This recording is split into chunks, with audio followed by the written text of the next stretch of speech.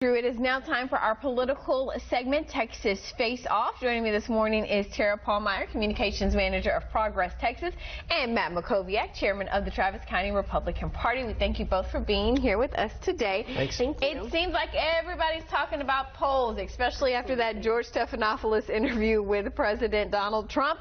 And the Texas Politics Project at UT and Texas Tribune put out their very own poll this week, taken in June. They surveyed Texas voters, and when they put the president head-to-head with former Vice President Joe Biden in a matchup, they found voters are split 50-50. 39% say they would definitely vote to re-elect President Trump, while 11% say they probably will, compared to 43% who say they definitely are not voting for the president, with 7% saying they're probably not going to vote to give Mr. Trump a second term. Matt, we'll start with you. Is it just early, to see these types of numbers? Yeah, I mean, let me start by saying I like the Texas Tribune a lot, and I rely on their news site for their site for a lot of news, and have for a long time. I know they just won, I think, 5 Murrow Awards for journalism.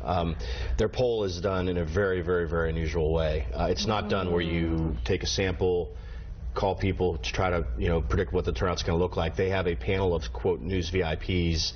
They poll those people, and then they weight the data to match what they think the turnout's going to be. It's literally a backwards process. So it's a cheaper way to do polling, and it's all done, I believe, on the internet. So look, let me just start by saying I don't think that poll is a poll that you would really want to rely on. I also think it's 18 months before the election. We don't know who the Democratic nominee is going to be. We don't know what the economy is going to be. We don't know what the political environment is going to be. That said, look, the president is not in as strong a position as I would like to see him in. My column in the Washington Times last week looked at several things I think he could do to strengthen his position for re-election. I think he needs to stop focusing on the Democratic primary race.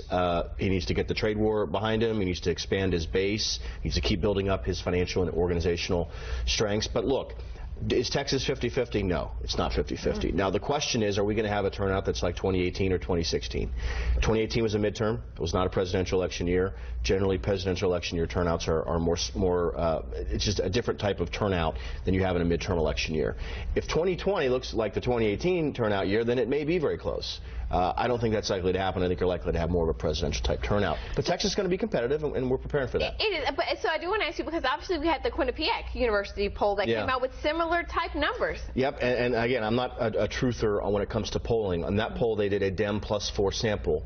The top Republican pollster in Texas told me that they're predicting an R+6 turnout next year in Texas. That would literally flip that 10 points. So instead of it being Biden +4 in Texas, it would be Trump +6. So again, I think those are two circumstances where the methodology really doesn't match. A poll is only as good as its sample, right? It's not polling everyone who's voting. It's polling a small number of people and extrapolating. So I think in those two cases, they skewed a little bit in one direction. My guess is that we will have a 6, 7, 8% win for Trump in Texas next year, but it depends a lot on who the Democrats nominate. All right, Tara. I know you've probably been itching. He's been cutting down the polling methodology. What have you got to say in response? I think what to say about these polls is these are not an end-all, be-all for what's going to happen in 2020. This is truly a temperature take for our current political climate. And what we're seeing right now is that Texas is truly competitive, that we are a battleground state, and that we need candidates on all sides to focus on Texas and make sure that they really speak to Texans and speak to the things that we care about.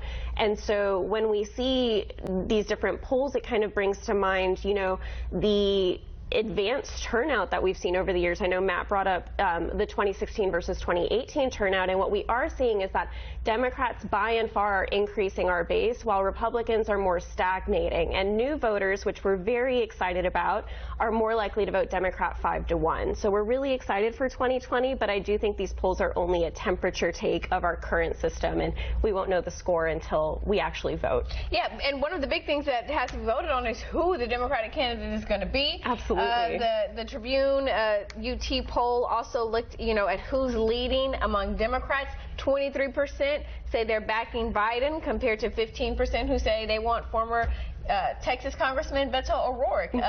What do you think in terms of Biden versus O'Rourke? I think we have a lot of different candidates here on the table to choose from, and we're really excited to see the debates coming up at the end of the month. But really what to take from this is that people are taking Democrats seriously in Texas. We're seeing Democrats speak to things like climate change, like health care access, and like truly things that will better our lives. And we're really excited to see what comes out in these debates and how we move forward. Yeah. Matt, do you think there is a particular Democrat the president would like to go up against more than someone else? Well, I think he'd love to run against Bernie Sanders. And you know, Bernie Sanders' views and Elizabeth Warren's views are pretty similar. Elizabeth Warren's been gaining in the last couple of weeks, and Bernie's been falling a little bit. I think she's gaining and taking vote away from him. Again, it's very early. The debates, I think, are gonna change the dynamic to some extent. You have, I think, Elizabeth Warren debating basically by herself among the top 5 candidates the first night, and the top 4 candidates are debating the second night. You know, the presumption is that Biden would be the strongest Democrat, at least right now, against Trump, that he could compete in the Rust Belt. And perhaps flip at Pennsylvania, Wisconsin, and Michigan, those states. Remains to be seen. You know, Biden is very old school. The Democratic Party has changed a lot. He's out of step in some ways. He's moving to the left in ways I think are going to create problems for him in the general election. So, look, there's 24 candidates running. 20 of them are debating over 2 nights. We have no idea where the Democratic primary is going to end up. Yeah, we're very early on, but it's good to see people engaged and people taking interest in it. You know, we love to encourage people to be informed and get out and vote here at KVUE. And so if you guys missed any of this debate, you can re-watch it on our website, KVUE.com, right after midday. We'll be right back.